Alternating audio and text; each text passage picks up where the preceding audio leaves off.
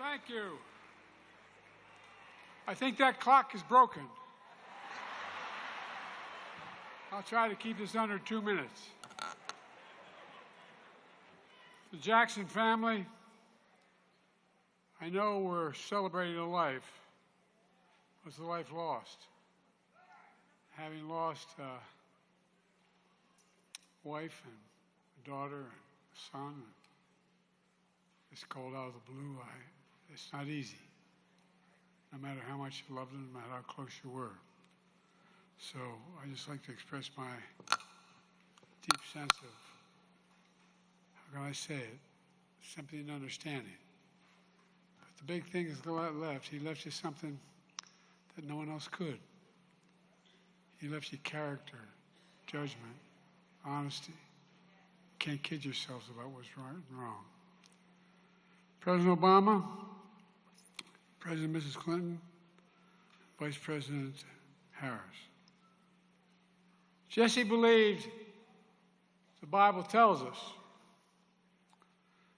that they that wait upon the Lord shall renew their strength.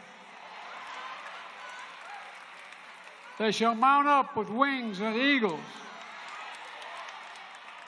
They shall run and not be weary. They shall walk and not grow faint. I hope the hell you all got that, but you're going to need help getting out of here.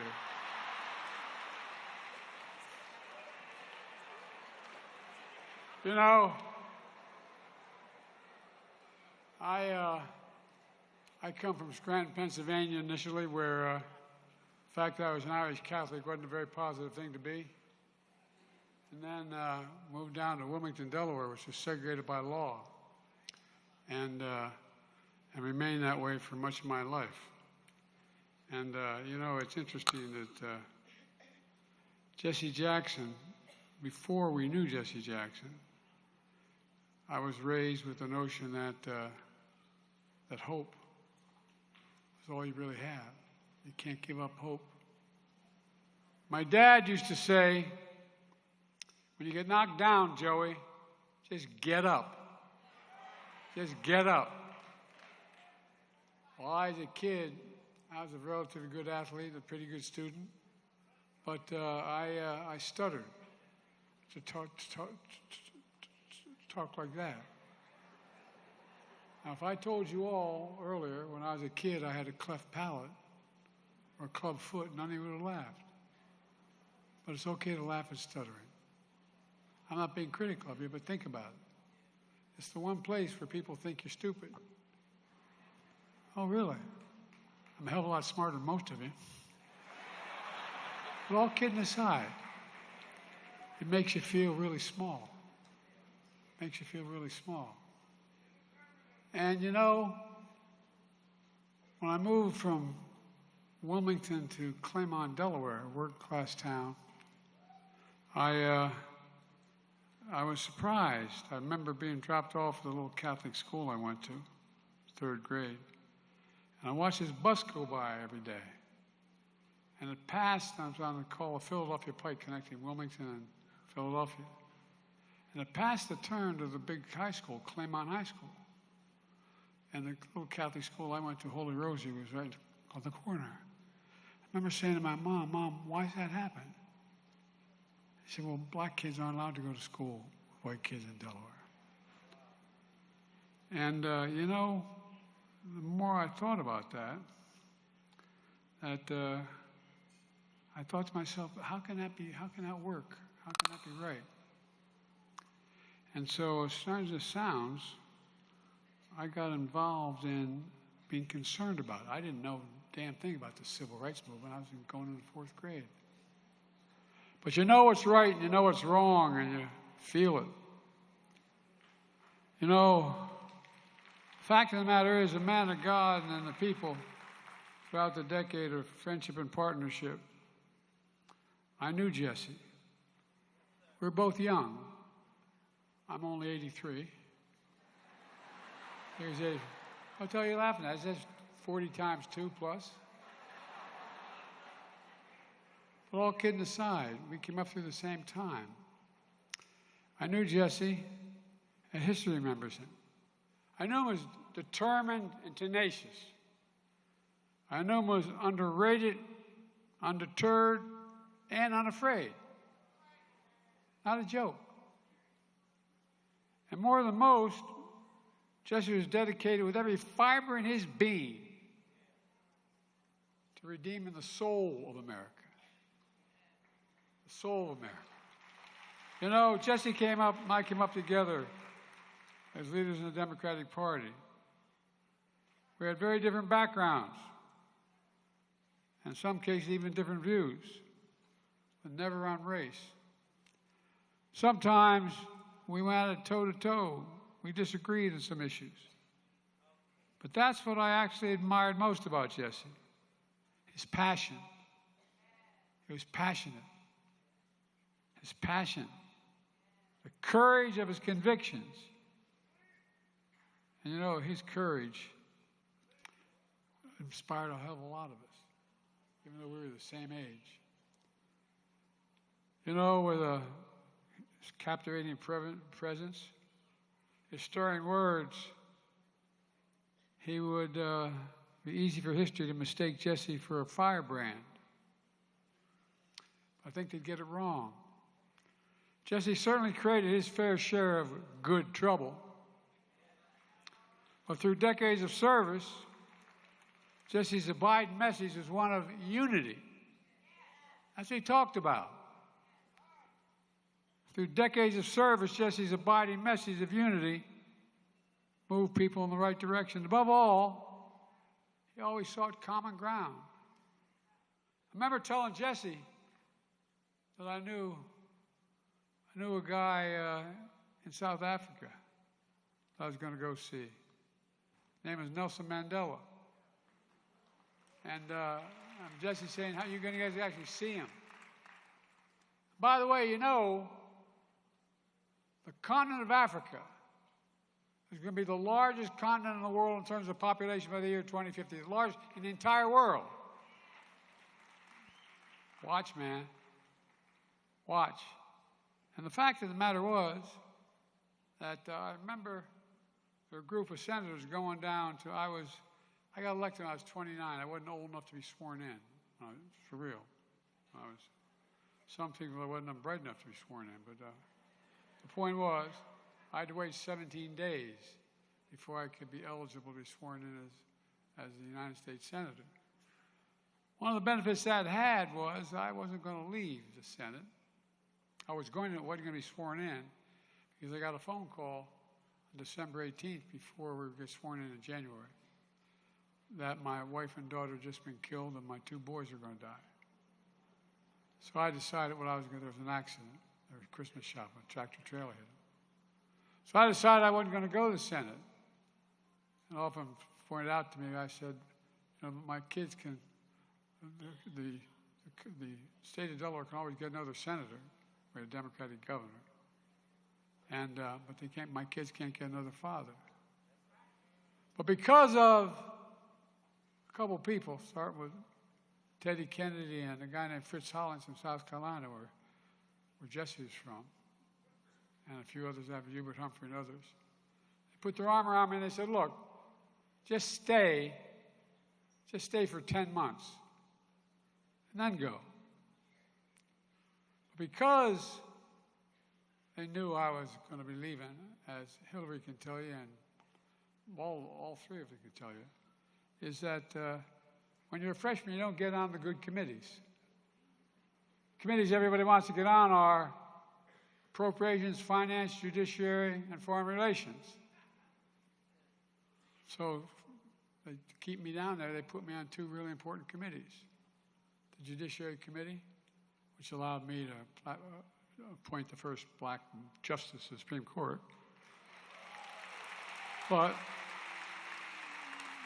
And the Foreign Relations Committee. The real benefit of that was, I've been around so damn long,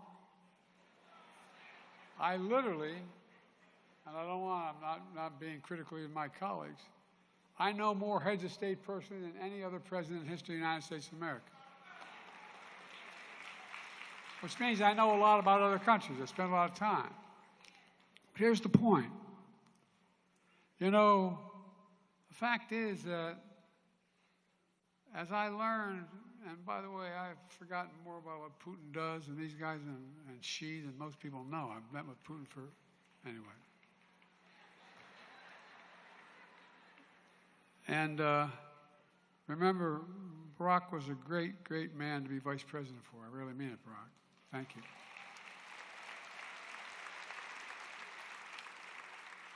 Barack and I had a deal where we talk with each other every morning we'd be the first two people we talked to. And every night we'd be the last two people we talked to. And Barack would be asking me a question or something. I'd say, well, you know, it's all personal relations. You go, I know, Joe. Enough about all personal relations. But the fact of the matter is, that's why he was such a damn good president. And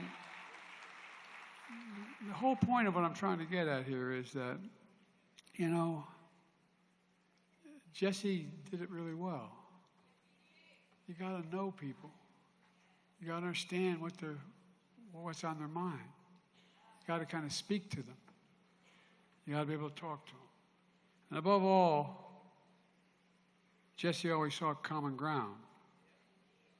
Of course, he preached hope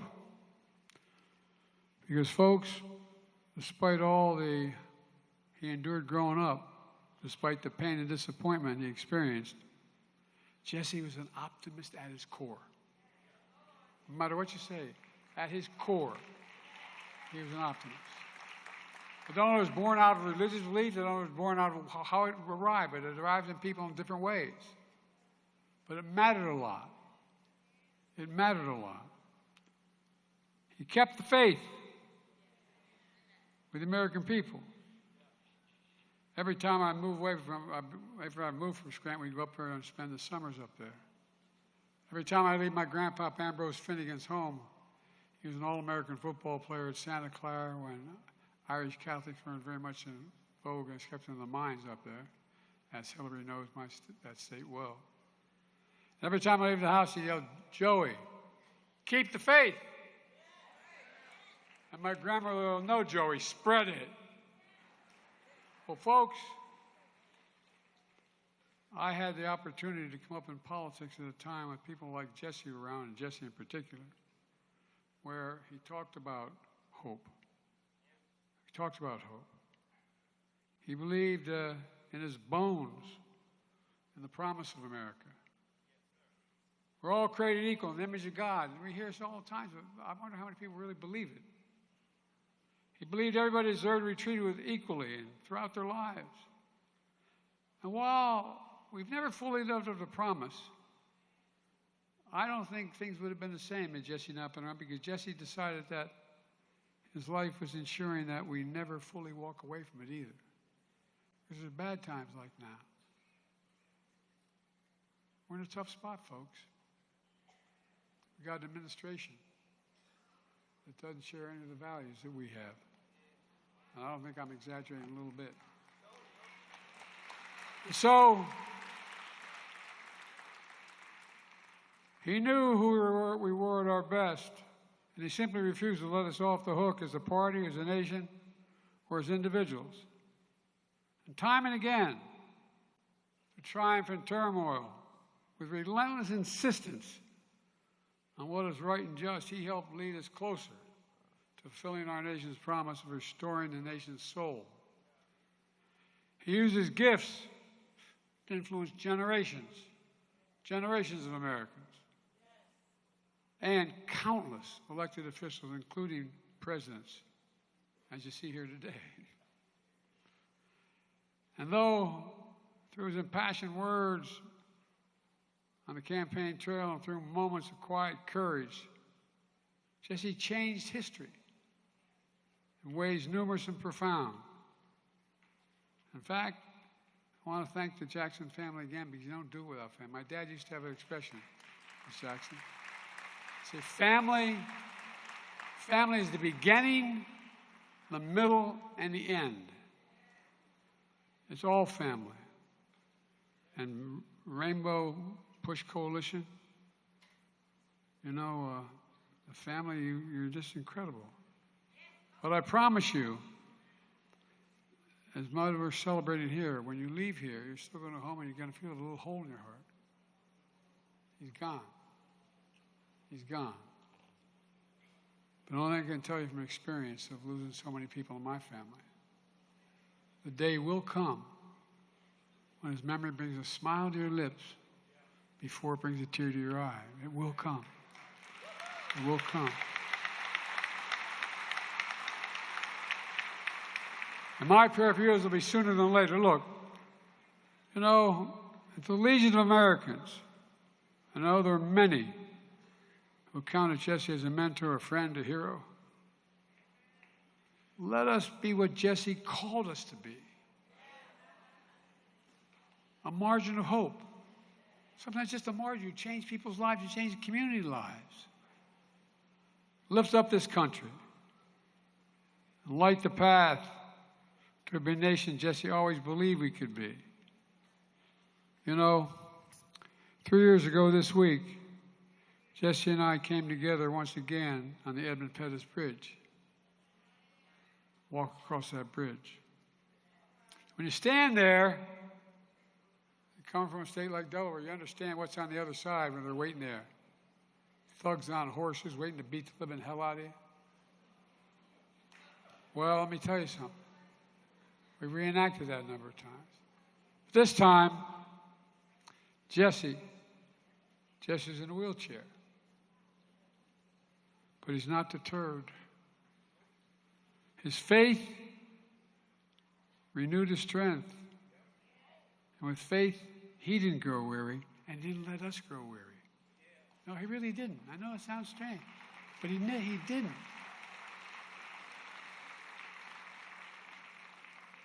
I reflected on Jesse's strength and his spirit. Let me close with sharing a hymn that means a lot to the Biden family. Particularly meant a lot to my son, Bo. Bo is a wonderful guy. He should be standing here, not me. Bo was the Attorney General of the state of Delaware, a really decent guy, loved by everyone in the community. Volunteered to go to Iraq, rather than go to Iraq when it was all National Guard. And he died there because he was exposed to those burn pits. Well, you know, this quote meant a lot. It's, and he will raise you up on eagle's wings and bear you on the breath of dawn. And let this light shine upon you like the sun until next time he sees you, he'll be holding it in the palm of his hand. My prayer for everyone here, and I'm cutting my speech very short because I'm afraid I'm going to be attacked.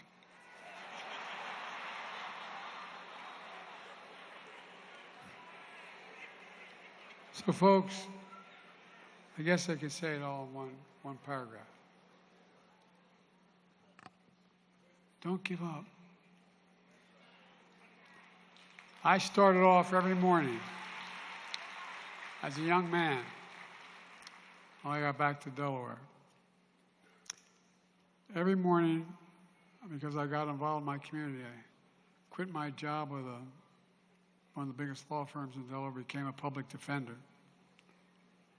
And I spent a lot of time with the community. I was the only white guy who worked on the east side of Wilmington, Delaware. Matter of fact, they named the biggest swimming pool after me, the Biden swimming pool, man. But all kidding aside, I was one of only 13 lifeguards. I was the only white guy. Because I wanted to understand. I thought I knew the issues, but I didn't understand the individuals, persons. I remember I had a little Chevette. I remember an all-state halfback I played with. And he said, "Joe, you have a jerry can?" You know, a big 5-gallon. He said, "Can I borrow your car?" I said, "You got a car? Sure, you borrow. What do you need a jerry can for?" He said, "You dumb SOB. I'm going down to see my mother in North Carolina. I can't stop at a gas station." I can't stop at the gas station.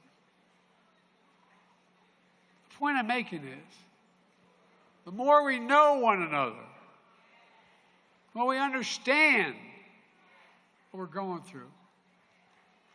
There's enough decency and human nature in this country to reach out, to help. You know, Jesse kept hope alive for us in his lifetime. And we've got to continue to do it in our lifetime for our children, because there's nothing beyond our capacity when we work together. Nothing, nothing, nothing. So stand up and finish this job.